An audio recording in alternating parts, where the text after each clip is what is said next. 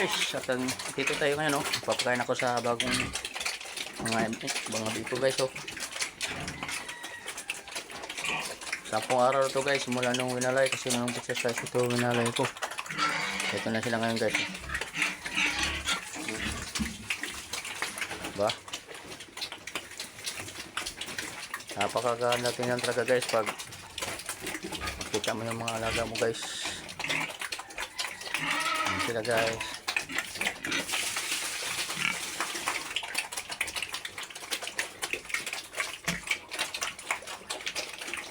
Para starter pa yung pinapakain ko nila, guys. Tinutunaw ko para maubos agad. Nilagyan ko ng humikbit para walang amoy ng loob ng kulungan. Maghintay ka dyan, hindi pa tayo nag-ano pa yung silulay ng pagkain mo. Oh.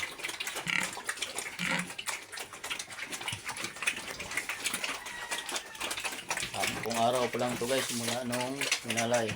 Exercise minalay yan. Ayan, ito na sila.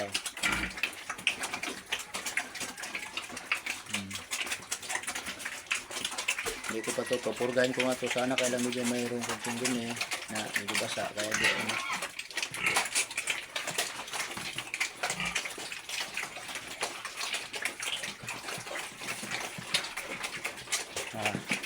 Masaya tingnan, guys. Walang nakakawala sa pagod.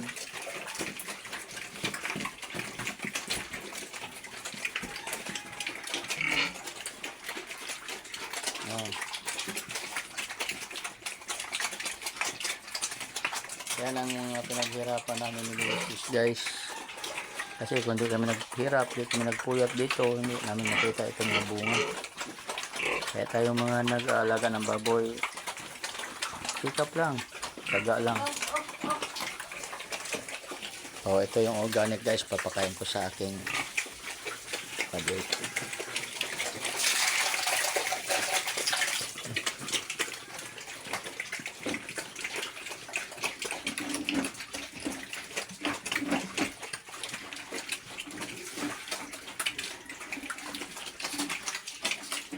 Kaya baga tayo kumain, busog na. Yan, guys, oh. Maganda talaga pag sinunaw pala.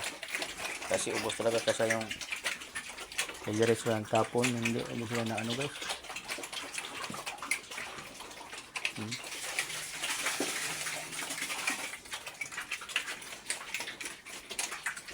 Kaya kung sino man nakapalood sa aking video ito, huwag kayong limutan mag-like, mag-share sa aking YouTube channel, Carlos Taray Vlog. Salamat sa lahat ng mga subscriber. Umabot na po tayo ng 149 subscribers, guys. Thank you sa lahat. Maraming salamat. God is good. For yourself, you. Magandang umagang muli.